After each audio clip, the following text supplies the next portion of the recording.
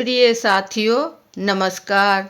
मैं संजू कुमारी सरोज आप सभी का सरोज संपदा चैनल पर सहृदय स्वागत करती हूँ। जैसा कि आपको YouTube के थंबनेल से ज्ञात है कि आज हम सभी सक्षमता परीक्षा 2024 के सटीक प्रश्नोत्तरी को समझा जाएगा। मैं पिछले 20 वर्षों से बिहार सरकार के शिक्षा विभाग में कार्यरत हूँ। कार्य का दायित्व अब तक ऑफलाइन में ही रहा है, परंतु कोशिश रहेगी कि ऑनलाइन भी कुछ जानकारी अपने नए एवं पुराने साथियों से साझा करती रहूं। तो ज़्यादा देर ना करते हुए सेशन शुरू किया जाए। जैसा कि आप स्क्रीन पर देख रहे हैं, सक्षमता परीक्षा 2024 जो वर्ष 2003 से 2022 तक बहाल हुए बिहार में नियोजित शिक्षकों के लिए पार्ट 5 प्रैक्टिस सेट के रूप में है, जो परीक्षा में पूछने की संभावना है। ज़्यादा देर न करें, प्रश्न की ओर बढ़ा जाए। प्रश्न संख्या 1 है, निम्नलिखित में गणित की प्रकृति क्या है? 1, यह अलंकारिक है। 2, यह तार्किक है। 3, यह सामान्य लोगों के लिए नहीं है। 4, यह सरल है। आपको सही उत्तर बताना है 1, 2, 3, 4 से। तो गणित की प्रकृति क्या है? गणित में तर्क किया जाता है, इसमें विश्लेषण किया जाता है, संश्लेषण किया जाता है। तो गणित जो है यह आपका तार्किक है, अलंकारिक नहीं है, सामान्य लोगों के लिए यह सरल है, ऐसा नहीं है, यह तार्किक है। जो हमारा उपयुक्त आंसर हो उस पर हम लोग ध्यान करेंगे। सही उत्तर का मिलान कर लिया जाए। यह रहा सही उत्तर, यह तार्किक है। अगले प्रश्न की ओर। प्रश्न संख्या 2 है, NCF 2005 का मानना है कि गणित में सोचने एवं तर्क का एक निश्चित तरीका निहित है। यह कथन निम्नलिखित सिद्धांत का पालन नहीं करता है। 1, क्रियाकलाप एवं अभ्यास द्वारा। 2, पढ़ाने की विधि द्वारा। 3, विद्यार्थियों को आंकिक प्रश्नों का हल करने के लिए निर्धारित सूत्र के द्वारा। 4, पाठ्य पुस्तकों में दिए गए सामग्रियों के लिखने के द्वारा। आपको सही उत्तर बताना है 1, 2, 3, 4 से। NCF 2005, आप जानते हैं कि NCF जो है नेशनल करिकुलम ऑफ फ्रेमवर्क 2005 में बना। इसका मानना है कि गणित में सोचने एवं तर्क का एक निश्चित तरीका निहित है। इसमें कौन सा कथन सही नहीं है, नहीं को चुनना है। क्रियाकलाप एवं अभ्यास द्वारा यह सही है। पढ़ाने की विधि द्वारा यह सही है। पाठ्य पुस्तकों में दिए गए सामग्रियों के लिखने के द्वारा यह कथन भी आपको सही है। तो नहीं क्या है? विद्यार्थियों को आंकिक प्रश्नों का हल करने के लिए निर्धारित सूत्र के द्वारा यह कथन आपका पालन नहीं करता है। तो सही उत्तर हमारा होगा ऑप्शन 3। मिलान कर लिया जाए। ये रहा सही उत्तर, विद्यार्थियों को आंकिक प्रश्नों का हल करने के लिए निर्धारित सूत्र के द्वारा। अगले प्रश्न की ओर। प्रश्न संख्या 3 है, NCF 2005 निम्नलिखित में किस पर बल देती है? 1, सभी बच्चों के लिए गणित में सफलता आवश्यक है। 2, कमजोर विद्यार्थियों के लिए गणित पाठ्यचर्या अलग होगी। 3, आंकिक प्रश्नों के लिए शिक्षार्थियों की परीक्षा पहले होनी चाहिए। 4, गणित में अवधारणाओं का परिचय पहले छात्रों से लेनी चाहिए। सही उत्तर बताना है 1, 2, 3, 4 से। तो NCF 2005 बल देती है सभी बच्चों के लिए गणित में सफलता आवश्यक है। सभी बच्चों के लिए गणित में सफलता आवश्यक है, यह कथन आपका सही है। कमजोर विद्यार्थियों के लिए गणित पाठ्यचर्या, गणित पाठ्य इस प्रकार का नहीं है। आंकिक प्रश्नों के लिए शिक्षार्थियों की परीक्षा पहले होनी चाहिए, यह भी गलत है। गणित में अवधारणाओं का परिचय पहले, यह भी कथन आपका गलत है। सही है, सभी बच्चों के लिए गणित में सफलता आवश्यक है। उत्तर का मिलान कर लिया जाए। ये रहा सही उत्तर, सभी बच्चों के लिए गणित में सफलता आवश्यक है। अगले प्रश्न की ओर। प्रश्न संख्या 4 है, BCF 2008 ने गणित विषय में ठोस व्याख्या के साथ संकेतों के प्रयोग की अवस्था निम्नलिखित में निर्धारित की है। 1, 0 से 5 वर्ष। 2, 5 से 8 वर्ष। 3, 8 से 12 वर्ष। 4, 12 से 18 वर्ष। आपको सही उत्तर बताना है 1, 2, 3, 4 से। तो BCF Bihar curriculum of framework 2008 में आया। पहले बना NCF 2005 में, तो बिहार सरकार अपना करिकुलम बनाया 2008 में। ये भी आपका महत्वपूर्ण तथ्य है।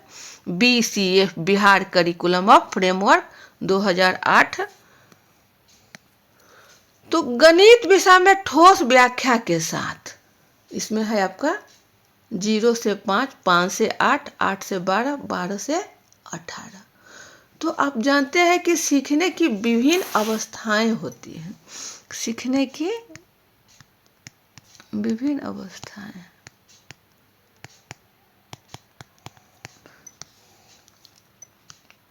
सीखने की विभिन्न अवस्थाएं में पहला है आपका शैशवावस्था।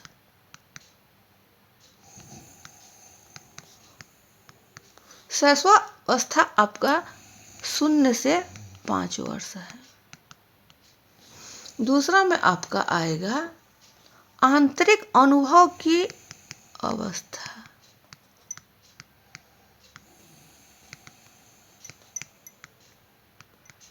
यह है आपका 5 से 8 वर्ष की आयु। उसके बाद है आपको ठोस व्याख्या के साथ संकेतों के प्रयोग की अवस्था। इसकी अवस्था है 8 से 12 वर्ष। और चौथा है आपका अमूर्त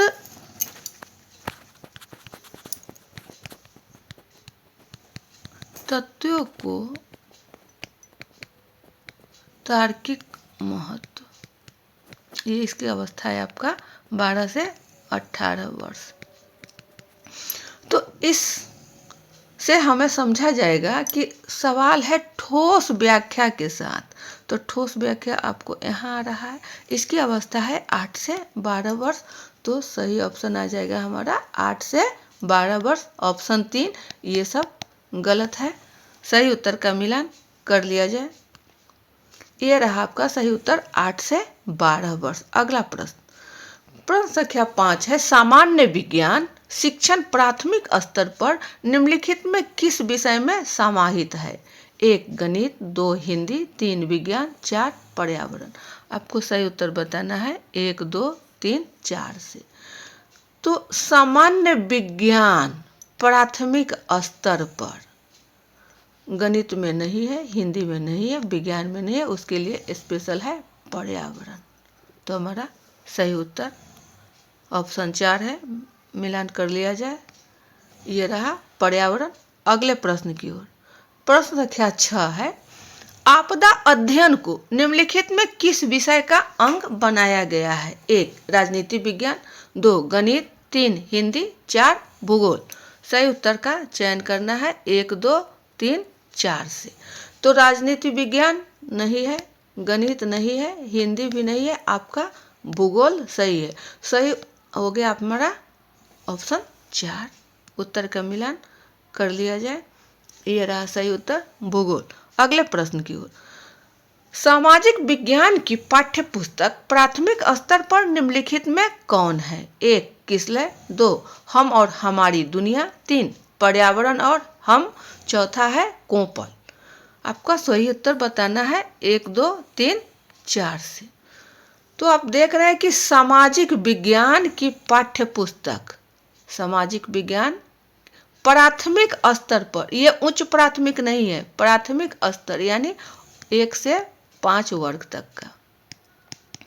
तो किसलय में नहीं है, हम और हमारी दुनिया में नहीं है, पर्यावरण और हम में है, कोपल में भी नहीं।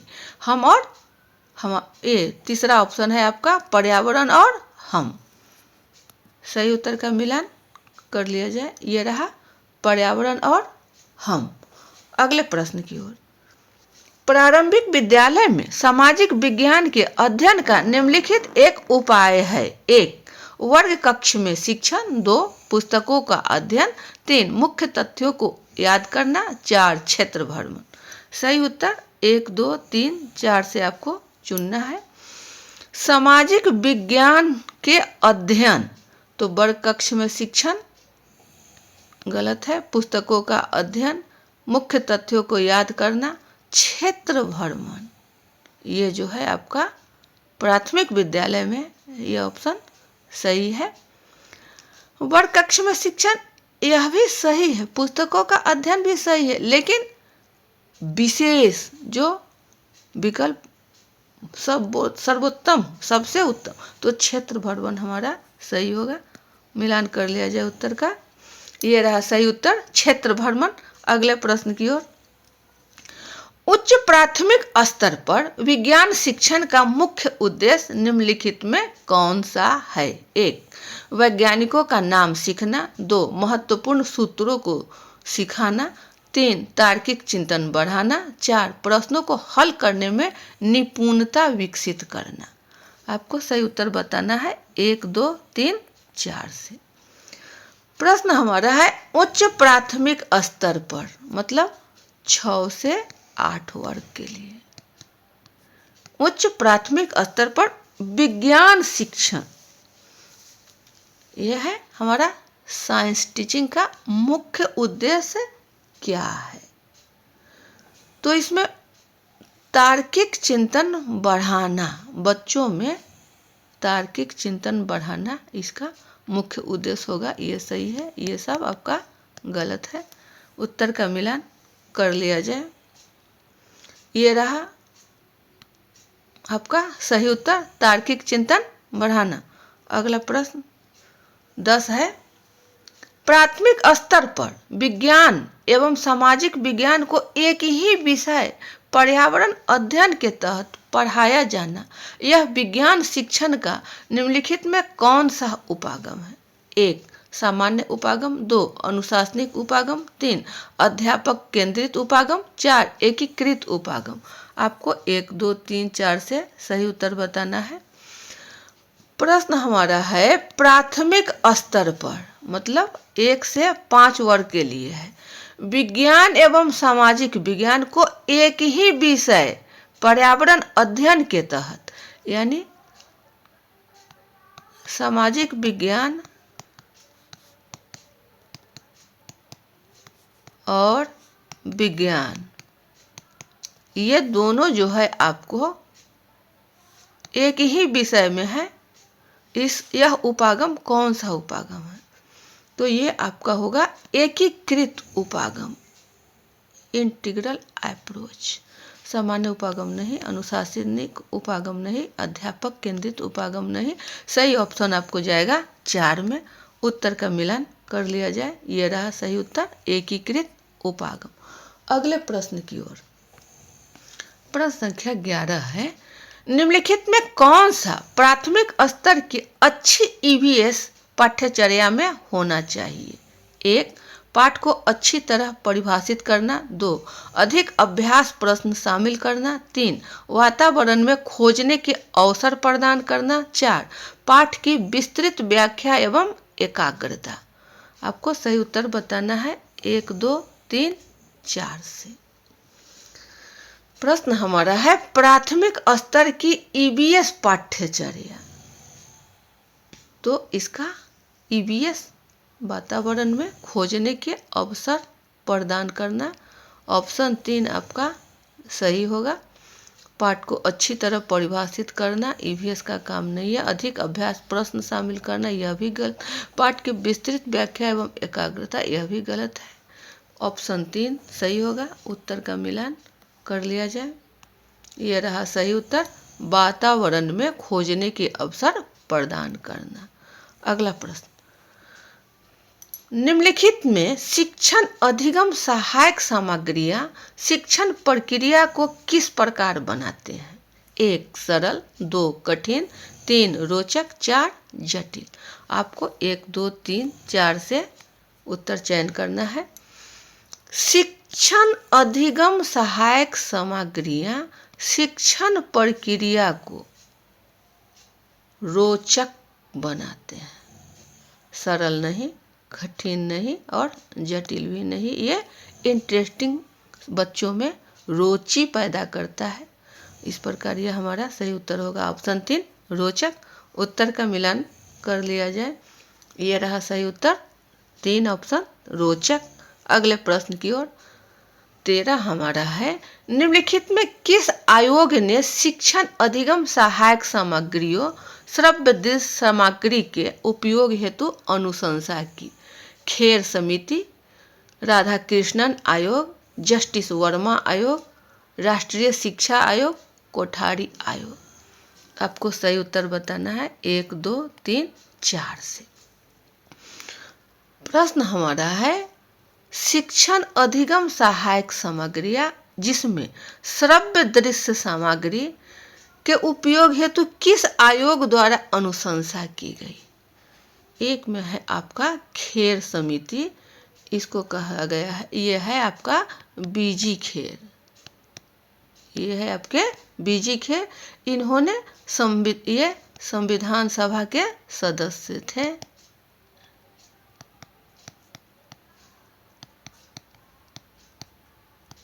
संविधान सभा के सदस्य। राधा कृष्णन आयोग स्वतंत्रता प्राप्ति के बाद वर्ष 1948 में राधा कृष्णन आयोग आया, जो विश्वविद्यालय से है। राधा कृष्णन आयोग विश्वविद्यालय। जस्टिस वर्मा आयोग, ये है आपके वर्मा समिति के नाम से इन्हें जाना जाता है। जस्टिस वर्मा को वर्मा समिति। और इसका गठन आपको 2012 में किया गया।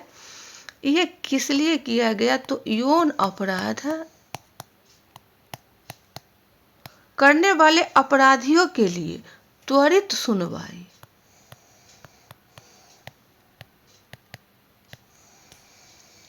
राष्ट्रीय शिक्षा आयोग चौथा है आपका राष्ट्रीय शिक्षा आयोग।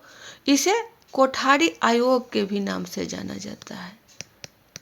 कोठारी आयोग, इनका पूरा नाम DS कोठारी यानी दौलत सिंह कोठारी, और शॉर्ट में इसे कोठारी आयोग या राष्ट्रीय शिक्षा आयोग भी कहा जाता है। राष्ट्रीय शिक्षा आयोग भी कहा जाता है। तो जैसा कि हम बोलते हैं कोठारी, कोठारी, कोठारी बोलने में ठ शब्द आता है, ठ।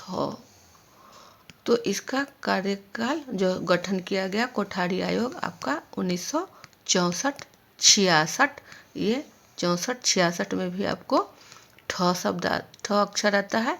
ये ठ याद करने का एक छोटा सा ट्रिक। कोठारी आयोग का गठन आपको 1964 में किया गया, कार्यकाल 1964-66। यही से राष्ट्रीय शिक्षा आयोग भी कहा जाता है। तो हमारा सही उत्तर है आपका राष्ट्रीय शिक्षा आयोग की ही अनुशंसा की गई थी श्रव्य दृश्य सामग्री के लिए। राष्ट्रीय शिक्षा आयोग का ही ये कहना था।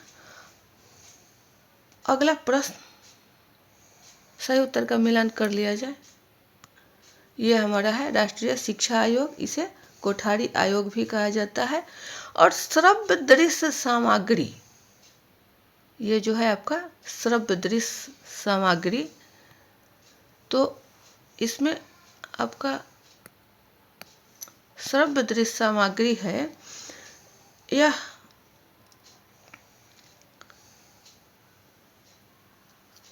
राष्ट्रीय शिक्षा आयोग के अनुशंसा पर ही की गई थी। अगला प्रश्न की ओर।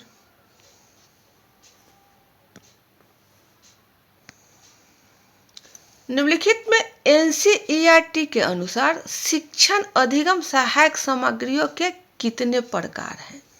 1 4, 2 5, तीसरा 6, चौथा 10। आपको सही उत्तर बताना है 1 2 3 4 से। NCERT के अनुसार, NCERT national council of educational research and training के अनुसार शिक्षण अधिगम सहायक सामग्री कितने प्रकार है? तो इसका सही उत्तर है आपका 6, ऑप्शन 3 को जाएगा। इसमें 6 सामग्रियों में पहला है आपका ग्राफिक्स सामग्री।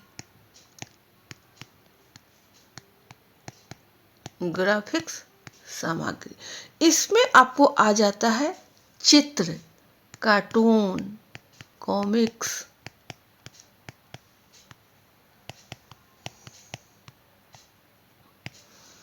दूसरा आपका होगा डिस्प्ले सामग्री।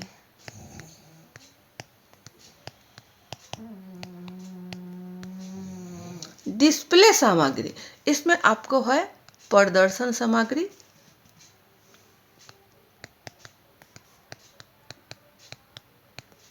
श्यामपट्ट, बुलेटिन बोर्ड,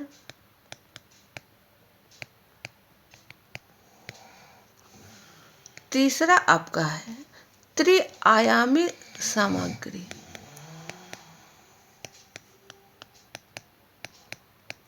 ये आपका मॉडल के रूप में होगा, जो 3D मॉडल भी होता है, 3D मॉडल है। चौथा आपका है श्रव्य सामग्री।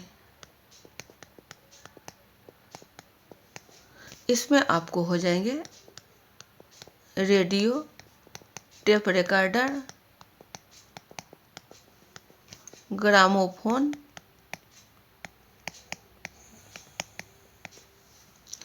पांचवा आपका है प्रक्षेपी सामग्री।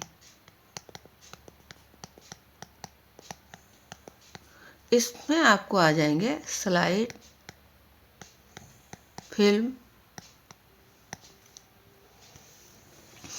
छठा है आपका प्रक्रिया सामग्री। इसका ऑप्शन आपका हो जाएगा अभिनय, वृत्तचित्र, क्षेत्र भ्रमण। तो इस प्रकार एनसीईआरटी के शिक्षण अधिगम सहायक सामग्रियों के प्रकार 6 है। 6 को आपको विस्तृत रूप से व्याख्या की गई। प्रक्रिया सामग्री के अंतर्गत ही है क्षेत्र भ्रमण, यह भी एक महत्वपूर्ण तथ्य है। उत्तर का मिलान कर लिया जाए। ये रहा हमारा सही उत्तर 6। अगले प्रश्न की ओर। प्रश्न संख्या 5 है, 15 है। निम्नलिखित में आईसीटी का पूर्ण रूप क्या है? 1 information and communication technology, 2 information control technology, 3 information capable technology और 4 है इंटरनेट एंड कंप्यूटर टेक्नोलॉजी। आपको सही उत्तर बताना है 1, 2, 3, 4 से।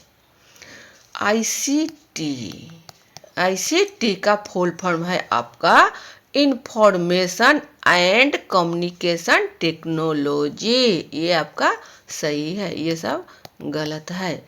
आपको और भी कुछ महत्वपूर्ण ये जो शॉर्ट फॉर्म है उनको याद करना पड़ेगा। जैसे पीएनजी का हो गया आपको portable network graphics, portable network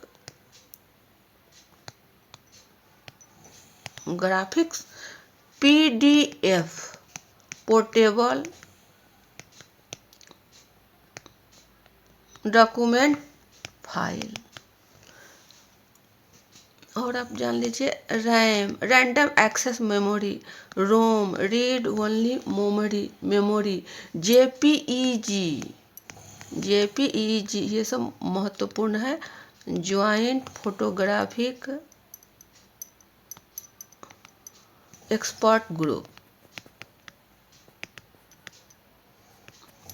ये सब आपको ये ध्यान में रहना चाहिए। URL uniform resource locator, USB universal serial बस, एचटीटीपी